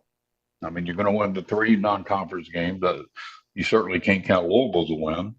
So to get to 5, you're going to have to beat 2 SEC teams, and it's tough. And maybe they do. I hope they do. And I'm excited about the season starting. I'm going to wait and see on the team. I hope they have a great season and it's an exciting year. Do you think either one of us will live long enough to see Kentucky win the SEC championship? If you see the Kentucky wins the SEC championship or the Browns get in the Super Bowl, I don't expect to see either one of them. Unfortunately, which in your mind has a better probability? Which has a better probability? Kentucky winning the SEC championship with Texas and Oklahoma. Probably the Browns playing in the Super Bowl, and I don't give that much probability. You think the Browns are going to win the UK is going to win the SEC championship game in Ireland? No. And actually, you can throw it in there, the Reds as well. I think the Reds of the 3 have a better chance of winning. Yes, we agree with that wholeheartedly. I think the Reds are on for the Reds, more solid ground now than they've been in about 20 years. Yeah. And they've got more in the pipeline coming too. Oh, but when I say solid ground, I mean the young players, the players that you know you can count on, the potential stars. They're still lacking, but they're in the race. They can, the Reds just need to have a good run, an 8-2 run or 9-1 run. If they staying where they're at 500, it's going to take luck from somewhere else. But they can create this with 40 games left by having one good run, but they have not shown the ability to do that over 10, 15 games. They're a strange team. They score 14 one game and won the next. They're very high in the league on runs of high scoring games over 10. And I think at the bottom on games of one runner. It doesn't make any sense. Yeah, it is baffling when they're bad. They're really bad. I forgot the number that Hal McCoy came up with the other day, but their record when they score 2 runs or less, it's like abysmal. It's not only their record is abysmal, I think they have done it more than almost anybody in the league, but they're also near the top in the league of games of 10 or more. I mean, you look at the number of times where they'll score like 11 runs and the next game they score 1. You can almost write it down. It's very strange. You excited about Hunter Green coming back tonight to pitch? His ERA is under 3, but he's been hurt so much. I don't expect him to just light it up tonight, but I think Hunter Green coming back. If Hunter Green returns for the whatever they have 40 games left, what would he have? If he stays healthy and continues progress, he'll have 8 or 9 starts. That could make a big difference, and that's a hell of a rotation if you put a good Hunter Green in there. I think this is huge for the Reds. If he can give him 5 good innings tonight, every pitch you can hear on 1300 AM, 92.5 FM, if you can give him 5 good innings, and I know the bullpen is tired, but you know what? The last 2 days, the starters have given him a ton, by the way. So the bullpen's in a little better shape now than it has been. If he can give him 5 good innings and not get hurt and not be sore, that would be, I think, huge, not just for the Reds tonight, but the whole clubhouse will elevate tremendously if he comes back. And the other thing, if he gets in there and stays in there, the bullpen is tired, but it completely strengthens the bullpen because it brings in Martinez and other. I mean, they're going to have some good pitchers. Somebody's going to the bullpen. Looks like Chase Burns. Yeah, they've already talked to Chase Burns about doing it, and plus the last 2 games they've gotten 13 innings totally out of the starters. Actually, a little bit more than 13 2/3, whatever. But that's in today's modern world of baseball, that's a lot. So a couple of these guys, even with their arms falling off, because the Reds bullpen has been used like crazy. I mean, that's got to help some of these guys a little bit in the short term. But if Hunter stays in the rotation, you can move Burns and Martinez into the bullpen because you still got 5 starters left. Yes. And that is adding a lot of good depth to the bullpen. I wonder, nothing, that when, at least for a short term, with Green coming back, would they let an extra starter start to give Green an extra day of rest and really everybody an extra day of rest, because maybe that'll help? It's just been in the back of my mind. I don't know anything. It's been done before. That was my thought process. But I got to tell you, if Burns and Martinez go in the bullpen, on top of it, and let me finish this, Dean, and please go. The fact that Martinez was put to the bullpen, then they had him put back, and then putting him back, he pitched a wonderful game, bouncing up and back. I mean, as Tito talks about loving him, what a gamer he is, and how much he's liked in the clubhouse, to be put in the bullpen, not be upset about it, understand it. Now you have an injury. Now you bring him back, and it was probably his 2nd or 3rd best start of the year. That's tremendous. Martinez has been the ultimate pro. And you're right, maybe they will go to 6, but of course, and I haven't looked at it, there could be a day off that takes care of that too and gives Green the extra day. Correct. And I don't know. I just, in my mind, I wondered if they were thinking about it. I know nothing, but I do know this. Green is such a high priority. If he needed, suppose he throws 98 pitches tonight. And by the way, I don't give a you-know-what that he gave up 11 runs in 11 innings in Louisville. I don't care about that. Tonight is different, that kind of stuff. He just wanted him to pitch innings when he was down there. And I bet they had him pitch out of jams because whatever the pitch count was, they're saying just get your pitch count. And even if he gave a bunch of runs, and sometimes, as you know, as a pitcher, it's really good for you. Oh, it's like preseason exhibition baseball. It starts for real today. All right, last one, Gene. You sandbagger, you.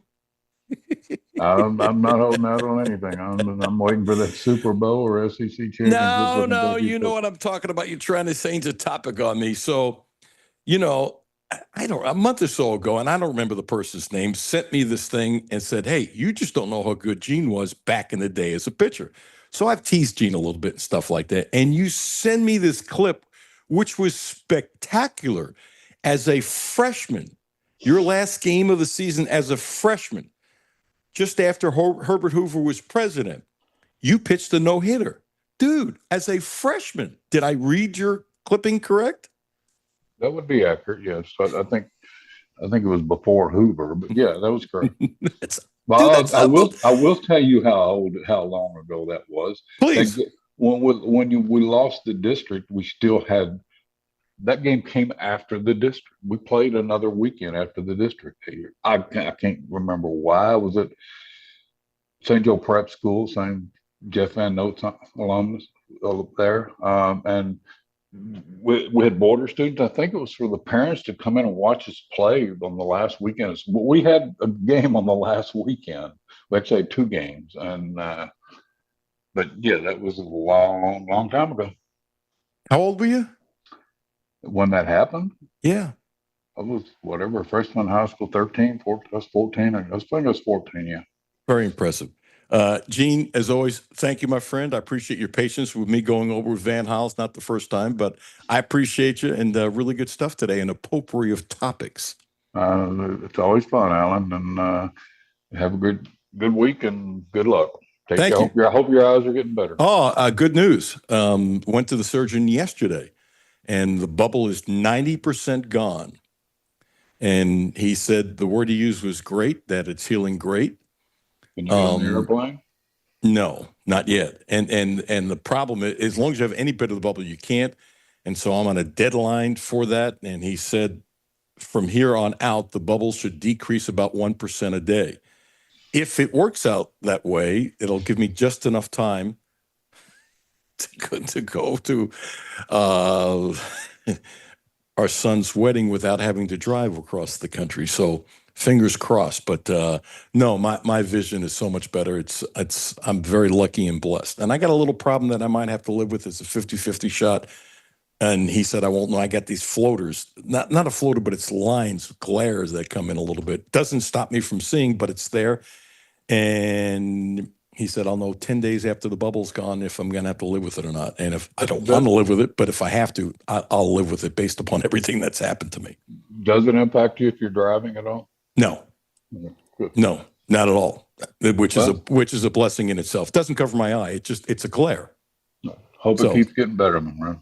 Thank you, brother. Appreciate you. Appreciate you a lot. You too. Thanks, Bye-bye. Gene. Have a good day. Gene Abel, really good stuff. Really good stuff. Hey, Jimmy, his thing about the Browns.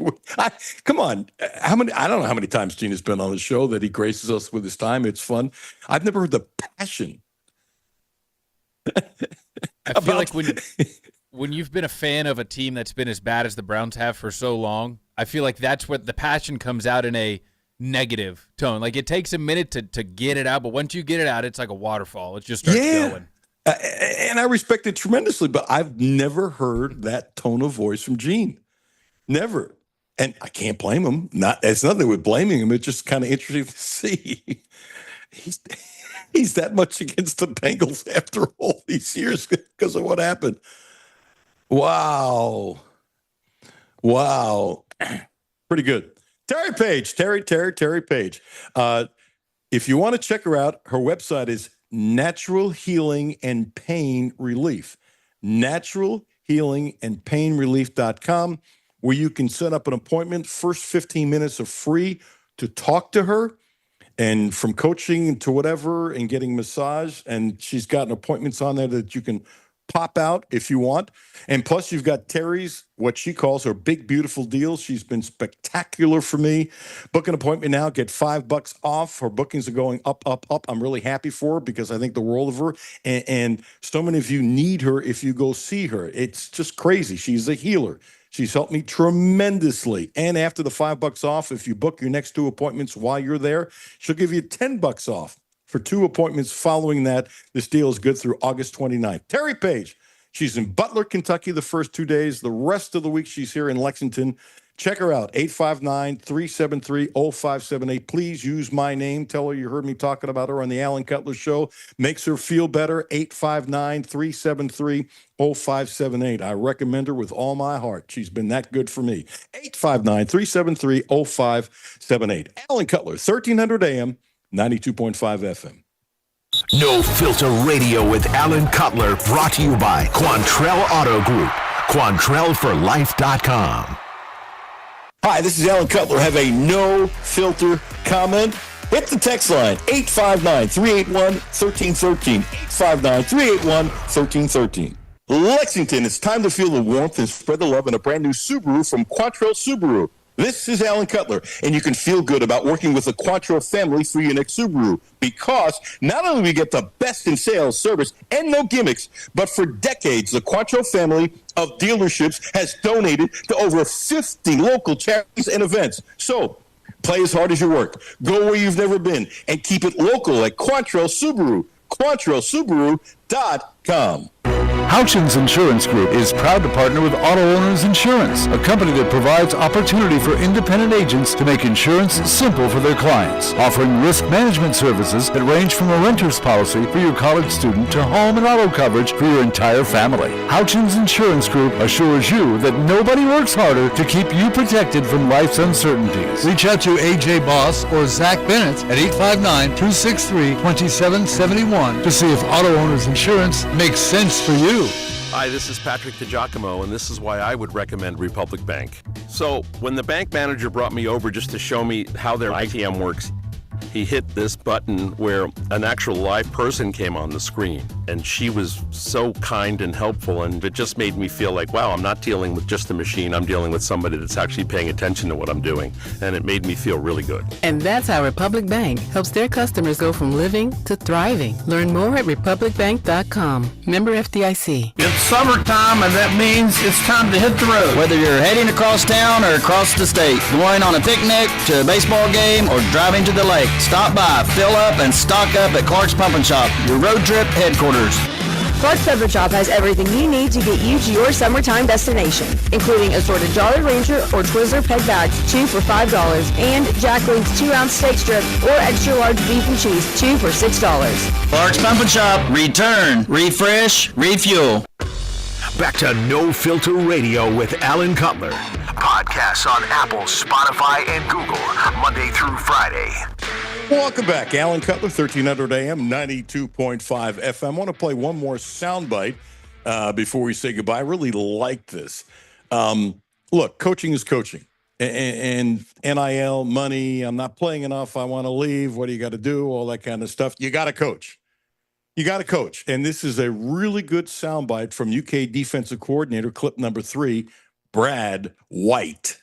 At the end of the day, if you try to break away from that model, like I think you're going to be in serious trouble. You can't, just because an external force exists, you can't just all of a sudden say, okay, you're going to change the development process. Like, it doesn't exist.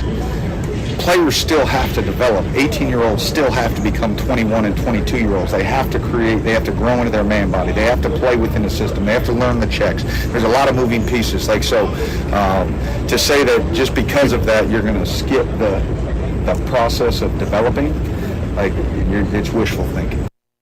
I really like that, Jimmy. As a football player, you know that wishful thinking is to say, okay, the money you make, more power to you. You don't care about that, but you don't also care if somebody's whispering in your ear, you're second string, you're supposed to be playing more.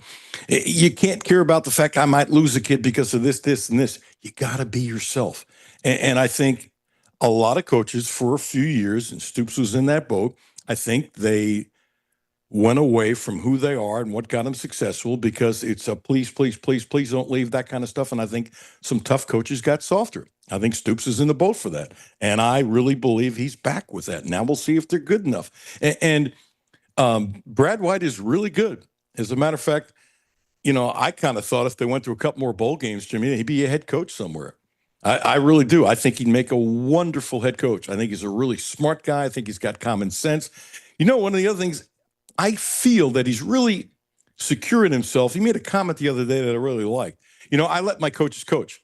I got really good coaches. I let him coach. Now, if he's going to say something, and I don't know if he says it during practice or maybe in the ear to a coach afterwards, or he's going up to the players, because you do have the right to say whatever the hell you want. He's the defensive coordinator. He's the head coach of the defense, because I'm sure Stoops does the same thing. He might yell at somebody, hey, ba, ba, ba, ba, ba, ba, ba, ba, ba, ba. But that tells you the temperature of Brad White, how he respects the people that work for him, and he respects Mark Stoops, and they have a really good relationship. You know, this has been, I've told this many times before, he could have left for more money. Okay. It's not like he's not making a lot of money. And some people say, okay, somebody's going to pay me 400 grand more, whatever the heck it was. It was a lot of money and he got a really good raise, but that's not the point. He could have left. Well, guess what? He's got a nice life. He likes coaching here. His family obviously likes it here, you know? So I have a lot of respect for Brad White, and you got to give Stoops a lot of credit for that, because he's his guy. He's his guy. You really like that comment too, don't you, Jimmy? Yeah, and I think that like you said, some of the coaches lost their way, or however you want to put it. But I think the coaches got back to, and like Brad White said there, you have to trust your process as a coach and as someone who grows young men into grown men as they get here. And I think you just have to go back, and they have to get back to that process, because there for a while it was jumbled. You didn't know. It was kind of chaos for everybody, with the guys immediately leaving, NIL coming in. It was new for everyone. So now the coaches are settling back in and getting back to the process of coaching. By the way, Bunchy Stallings, who I like a lot, and Yusuf Corker, who I liked a lot, two wonderful UK football players, really, really, really good, who had cups of coffee in the NFL, are now going to be part of the staff as they learn their way in an entry position for Kentucky. I think it's really smart of Stoops. He's rewarding not just two guys, but he's rewarding two guys who can talk to players and say, I was there. Because these guys got better and better and better as time went on. They had to have patience. They were tough football players. And I actually thought Corker would last longer in the league than he did, but that was just me. I wasn't sure about Stallings because of his size. But they both were wonderful players here. But they're also really good guys. And it's really smart by Stoops. Really, really smart. Brad Taylor coming up next. Jimmy, as always, thank you so much. Thank you to Van Hiles. Thank you to Gene Abel. We'll have fun tomorrow. Appreciate you all. Thank you for listening. Means a lot to me. Thank you for telling a friend. I don't say thank you enough, and I'm doing it again. Have yourself a great day. Alan Cutler, 1300 AM, 92.5 FM.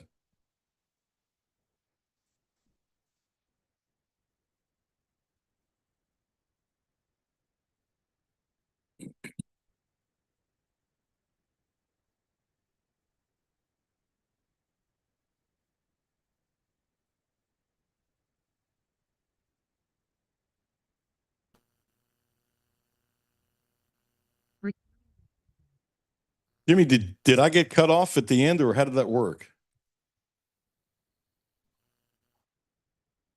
There it goes. Yeah, it was like the last 15 seconds. I think it cut off. The internet went out right at the end. Okay. Actually, it cut it off with about a half a sentence left at the right spot, I think, if that's what it was. Yeah. Yes. Okay. So yeah, I think so. Okay. I wondered. I figured it was our internet problem. So I need to do two things. I need to cut a commercial, right? Yes. And I need to cut the daily promo. Who the hell do I have for the daily promo? So I'm going to try to do this as quick as I can. And if I don't like the spot, I'm going to have to do it a second time. So I'm not trying to keep you.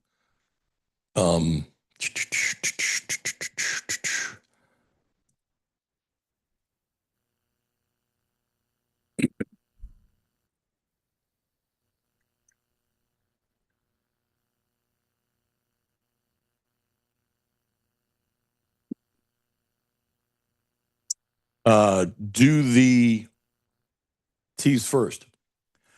Hi, this is Alan Cutler of 1300 AM and 92.5 FM, Monday through Friday. We had a great deal of fun with Van Hiles and Gene Abel yesterday. Coming up on Thursday, Vince Sanford, former local star basketball player, and, oh my gosh, I can't read my own handwriting. That was terrible.